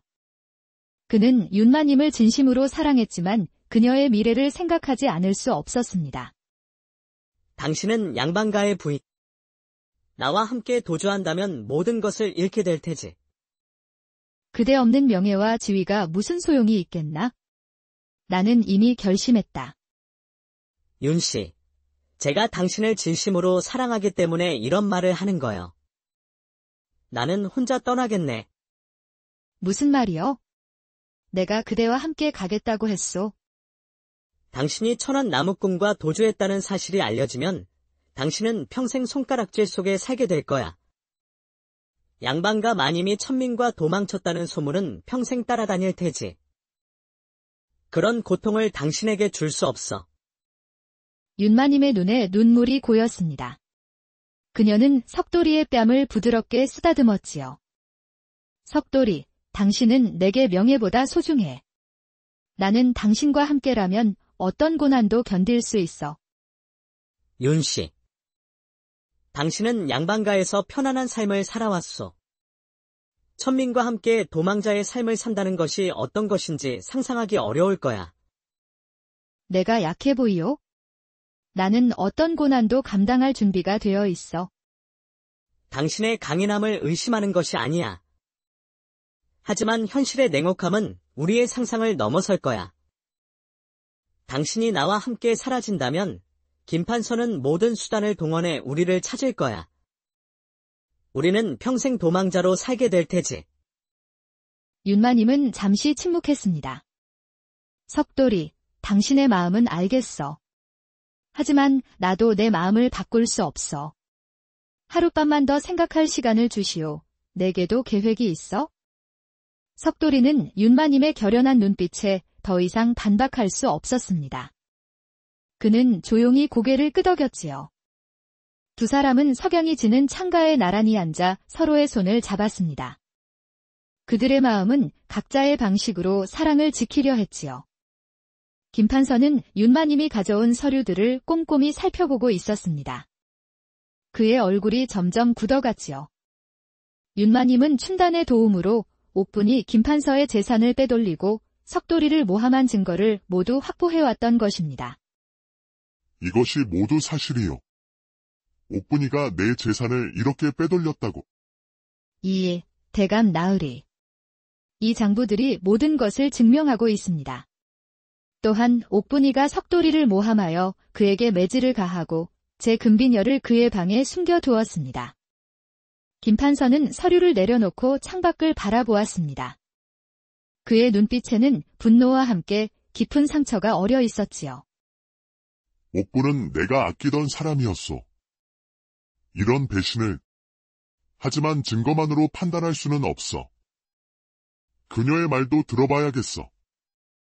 대감께서 공정하게 판단해 주시리라 믿습니다.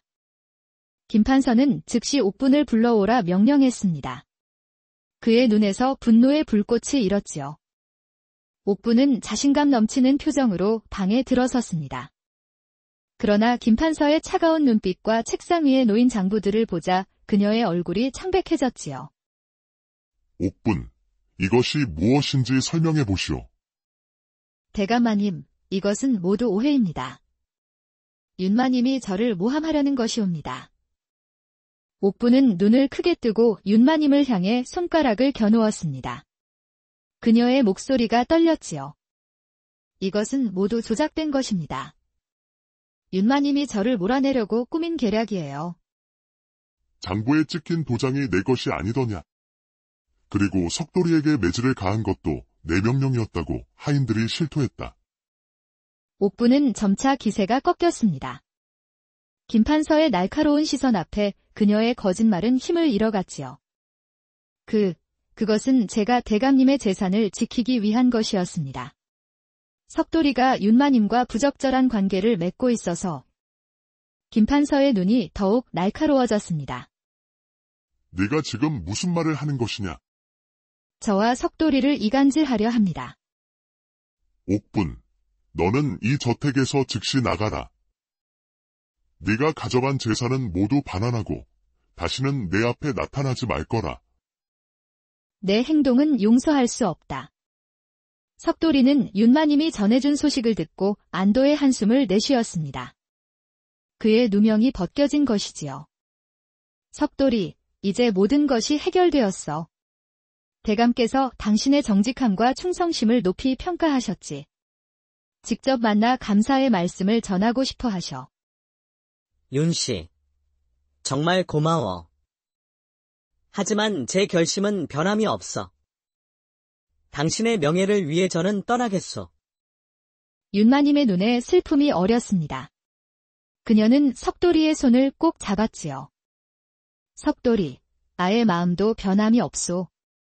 당신 없이는 살 수 없소. 석돌이는 상처가 회복되자마자 고향으로 돌아가기로 결심했습니다. 그는 윤마님에게 작별 인사를 전하기 위해 마지막으로 저택 근처로 돌아오기로 했지요. 그의 마음 한구석에는 후회와 미련이 남아 있었습니다. 윤씨, 내일 새벽 마지막 인사를 하러 오겠네? 그때까지 잘 생각해봐. 석돌이는 밤새 잠을 이루지 못했습니다. 그리고 문이 열리고 윤마님이 들어왔습니다. 그녀의 표정은 어제와 달리 평온해 보였습니다. 석돌이, 잘 잤어. 나는 결정을 내렸어. 어떤 선택을 했어? 이미 김판서 대감께 편지를 남겼어. 모든 것을 고백하고 제 죄로 저택을 떠나겠다는 뜻을 전했지. 그리고 이것을 보시오. 윤마님은 또 다른 서류를 꺼냈습니다. 그것은 남쪽 바닷가 마을에 있는 작은 집의 소유권 문서였지요. 그대는 내 전부야. 내 친정 몫으로 받은 재산으로 우리가 살 집을 마련했어. 우리는 새로운 삶을 시작할 수 있어. 석돌이는 윤마님의 철저한 준비와 확고한 결심에 놀라움을 금치 못했습니다. 그는 그녀의 진심 어린 사랑과 용기에 깊은 감동을 느꼈지요.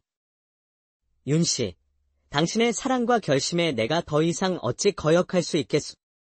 석돌이, 당신 없는 삶은 이미 상상할 수 없어. 내 행복은 오직 당신과 함께 있을 때뿐이야. 김판서는 윤마님이 남긴 편지를 읽고 깊은 생각에 잠겼습니다.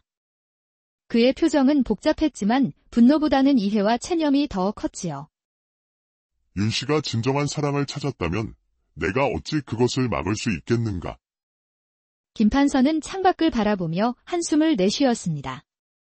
그는 윤마님과의 결혼이 정략 결혼이었음을 알고 있었고 그녀에게 진정한 행복을 주지 못했다는 것도 인정했지요. 윤 씨, 내가 당신에게 진정한 행복을 주지 못했구려. 비록 마음은 아프지만 당신이 선택한 길에서 행복을 찾기를. 그는 잠시 생각에 잠긴 후 하인을 불러 지시를 내렸습니다. 윤마님의 행방을 찾지 말라는 명령이었지요. 김판서는 그녀의 선택을 존중하기로 한 것이었습니다. 석돌이와 윤 씨는 아무도 모르게 저택을 떠났습니다. 그들은 남쪽 바닷가 마을을 향해 발걸음을 옮겼지요. 윤 씨는 더 이상 양반가의 마님이 아니었습니다. 그녀는 이제 석돌이와 함께 새로운 삶을 시작하는 한 여인일 뿐이었지요. 두 사람은 손을 꼭 잡고 안개 속